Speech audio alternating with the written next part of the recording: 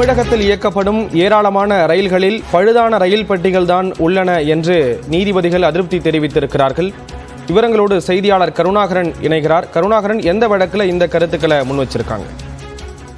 ஸ்ரீராம், அதாவது மாற்றுத்திறனாளிகளுக்கான சலுகை கட்டண ரயில் பாஸ் சென்னை கோட்டத்தில் ஆன்லைனில் வழங்கப்படுகிறது. இதனால் மாற்றுத்திறனாளிகள் லகுவாக விண்ணப்பித்து பெறுகின்றனர். ஆனால் மதுரை, சேலம், திருச்சி உள்ளிட்ட கோட்டங்களில் நேரடியாக சென்றுதான் இலவச பஸ் பாஸ் சலுகை கட்டண பாஸ் விண்ணப்பிக்க வேண்டிய சூழல் உள்ளது. எனவே இதையும் ஆன்லைனில் கொண்டு வர வேண்டும் என்று தஞ்சாவூரை சேர்ந்த மாற்றுத்திறனாளி மற்றும் விவசாய சங்க தலைவர் சுந்தர் விமலநாதன் உயர்நீதிமன்ற மதுரை கிளையில் ஒரு பொதுநல மனு தாக்கல் செய்திருந்தார். இந்த பொதுநல மனு உயர்நீதிமன்ற தலைமை பொறுப்பு நீதிபதி மகாதேவன் மற்றும் நீதிபதி சுவாமிநாதன் முன்பு விசாரணைக்கு வந்தது. அப்பொழுது நீதிபதிகள் தற்பொழுது தமிழகத்தில் இயக்கப்படும் ரயில்களில் இணைக்கப்பட்டுள்ள ரயில் பெட்டிகள் மிகவும் மோசமான நிலையிலே உள்ளது. பயணிகள் பராமரிப்பில் மிகவும் மோசமாக உள்ளது. அலட்சிய போக்கை நிலவுகிறது.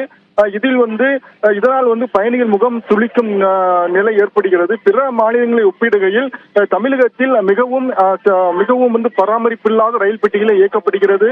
எனவே இது குறித்து மத்திய அரசு வழக்கறிஞர் உரிய நடவடிக்கை எடுக்க வேண்டும் என்று கருத்து தெரிவித்து அறிவுறுத்தினார். மேலும் இந்த மனுதாரரின் இலவச அந்த சலுகை கட்டணத்திலான அந்த ரயில் பாஸுக்கான முறையை பிற மண்டலங்களிலும் ஆன்லைனில் கொண்டு வருவது குறித்து உரிய விளக்கம் பெற்று தெரிவிக்க உத்தரவிட்டு வழக்கு விசாரணையை ஒத்திவைத்து உத்தரவிட்டனர். ஸ்ரீராம், விவரங்களை வழங்கியதற்கு நன்றி கருணாகரன்.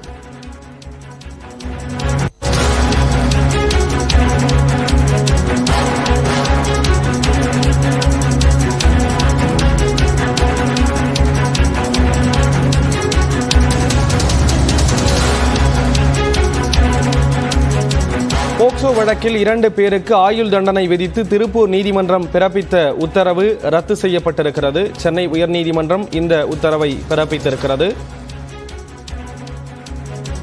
போக்சோ வழக்கில் 2 பேருக்கு விதிக்கப்பட்ட ஆயுள் தண்டனை ரத்து செய்யப்பட்டிருக்கிறது. சிறுமியை பாலியல் வன்கொடுமை செய்ததாக சேதுபதி, காளிமுத்து ஆகியோருக்கு ஆயுள் தண்டனை விதித்திருந்தது கீழமை நீதிமன்றம். தண்டனை எதிர்த்து இருவரும் சென்னை உயர்நீதிமன்றத்தில் மேல்முறையீடு செய்திருந்தார்கள்.